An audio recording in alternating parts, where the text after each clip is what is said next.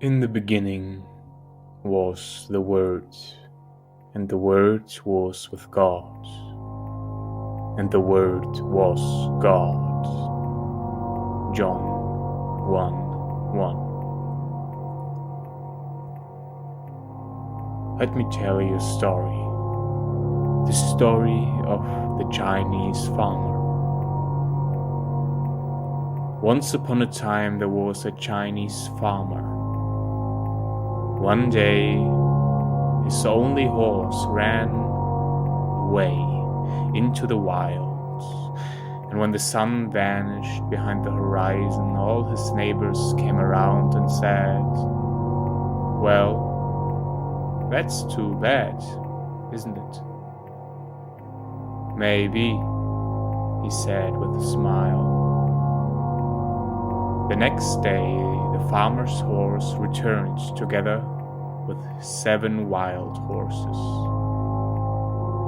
And in the evening, all the neighbors heard about it and came around and said, "Wow, that's great, isn't it?" And the Chinese farmer answered, "Maybe."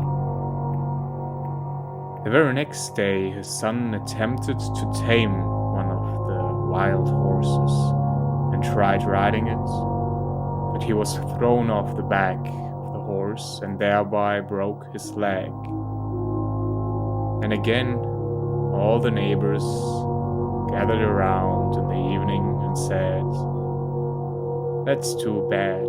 Now he can't help you with all the work." But the farmer smiled and replied, "Maybe." On the last day of the story, the conscription officers came around looking for young men for the army. However, they rejected the farmer's son because of his broken leg. And when the first stars revealed themselves behind the blue sky, all the neighbors came around and expressed their joy. Your son can stay here.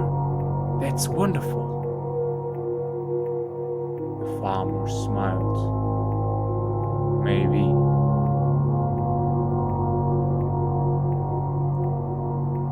See, what I want to talk to you about is how you talk to yourself. Are you talking to yourself in forms of this is good and this is bad, like the neighbors of the farmer? Or are you more non-judgmental with yourself, like the farmer, who knows that there is no real good or bad, that these things are just perspectives one can take, and from these perspectives judge what is before you?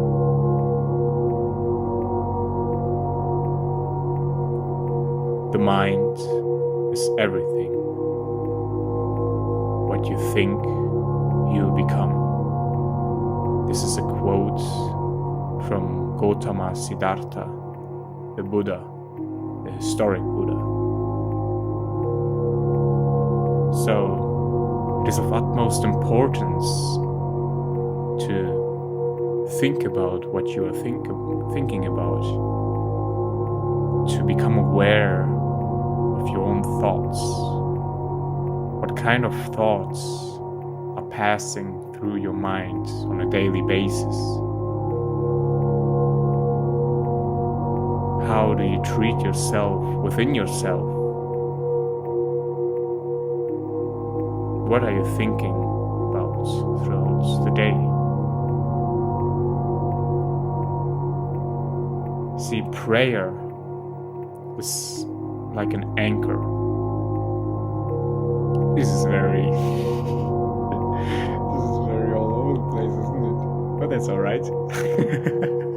I just realized. Okay. So yeah, what are you thinking about throughout the day? Took myself a little bit too seriously, but that's alright. Let's keep it light, what it's supposed to be, because it's a fun topic. Alright, so in order to become aware of the things that you are thinking throughout the day, there are multiple, many things that you can do to increase awareness and increase consciousness. One of these things is prayer. See, Jesus in the gospel prays so much. It's incredible. For the past few days, I've been reading the Gospel of Mark and marking every time it says Jesus was alone, or Jesus went somewhere to pray, or Jesus was praying.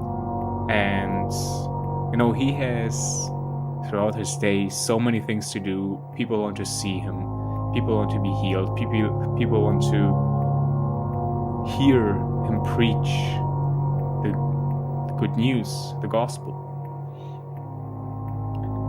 So he has a full day, but even Jesus Christ, who you may think doesn't need any prayer, he takes his praying more serious than any of us. And if Jesus Christ, the Son of God, who's worthy and righteous, and he's innocent, not one sin has touched his heart, and he was praying, how much more important is it that you and me are praying?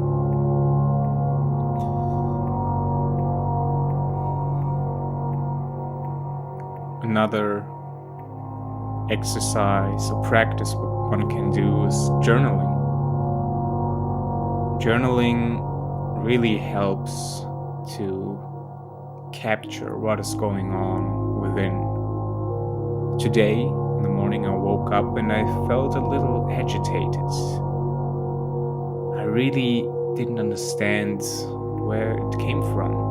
Sometimes you know this about your life. Sometimes you wake up and there's just so much negativity. Everything is a drag. And some days, you wake up, the sun is shining outside. Of course it's outside. It can't shine inside. Well, kind of. The sun rays can shine into your windows. So they shine inside. Okay, so anyway, journaling.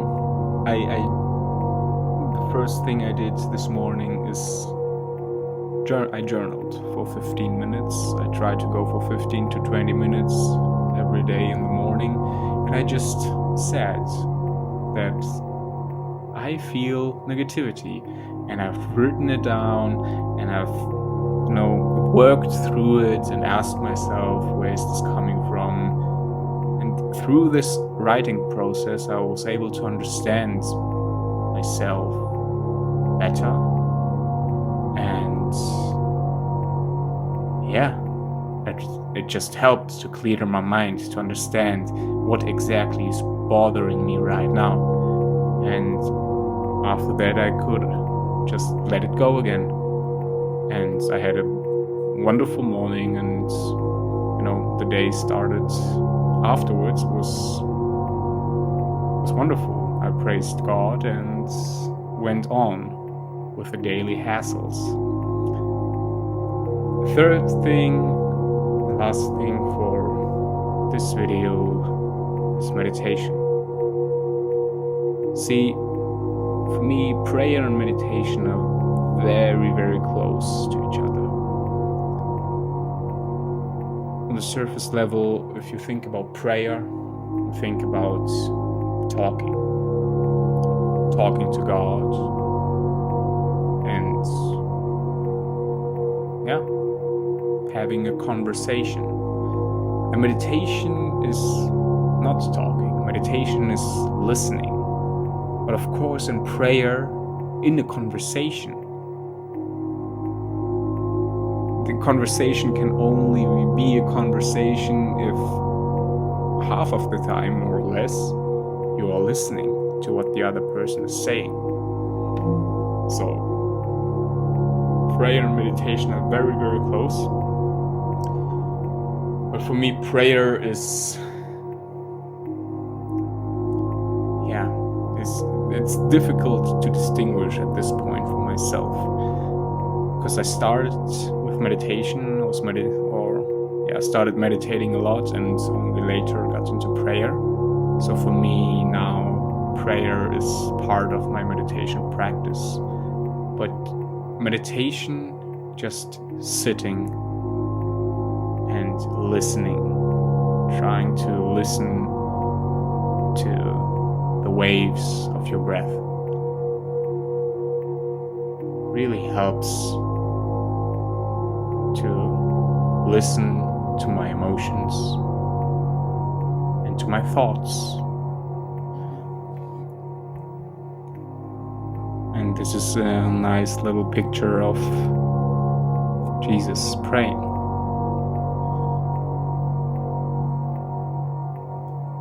So listening to your thoughts will help you to see through thought, not only thoughts, but also emotions, what is behind them, what underlying belief is behind the thoughts or the belief or the emotion. And most of the time, if you haven't really practiced this a lot, and still if you have practiced these 3 methods or other mindfulness methods, so many thoughts of ours are not our thoughts. Most of the things that we believe to be true about ourselves, we believe because other people told us. Our parents told us who we are supposed to be. Come on. I thought you were better than this. You're my son.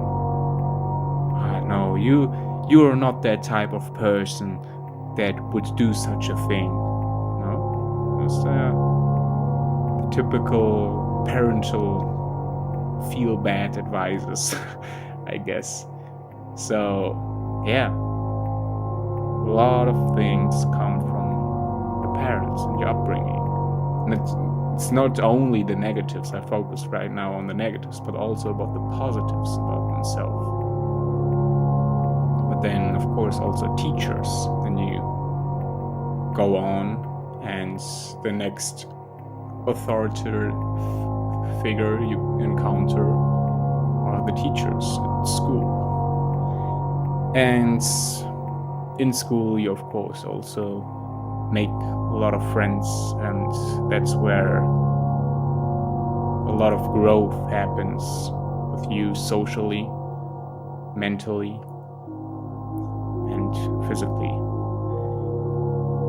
So lots of our beliefs come from people that are not us, but because of whatever reason we have learned to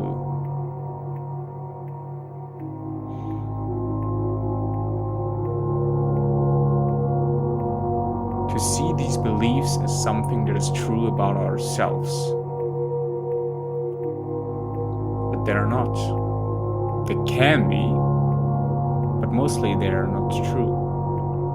On the other hand, what is Christ telling you about yourself? See, your teachers and your friends and your parents, maybe not even directly, maybe indirectly, you have learned a lot of things that are untrue about yourself. Oh, I'm not worthy of love. Oh, I'm not worthy to be joyful and to be happy. But what does Christ say? Christ says, I love you nonetheless because you are worthy. You are worthy of love. You are worthy of joy. You are worthy of happiness. You are worthy of life. You are worthy of the kingdom of God. Why? Because you are chosen. Jesus knocks on your door right now, in this moment. He knocks on the door of your heart. And if you meditate, if you become real quiet, you can hear the knocking.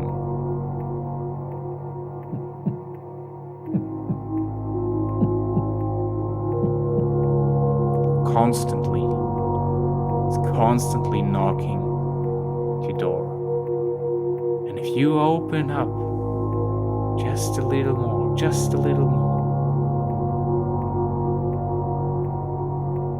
and let him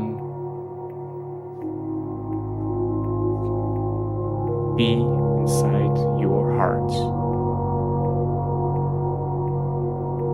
Let him come in.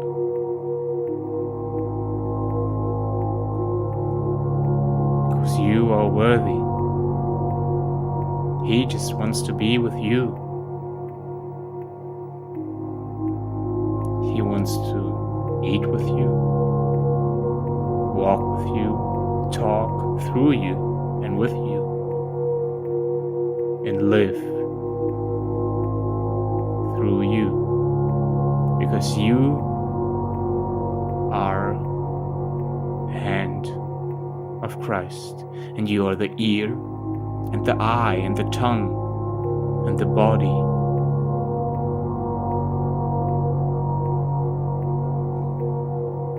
And whenever you are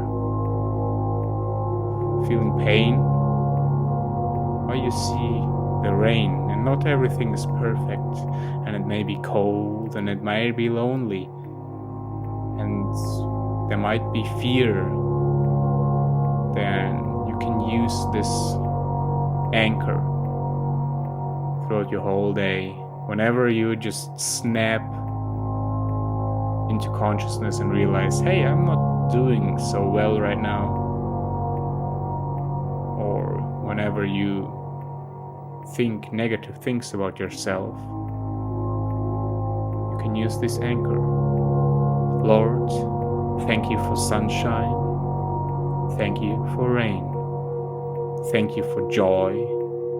And I thank you for pain. It's a beautiful day.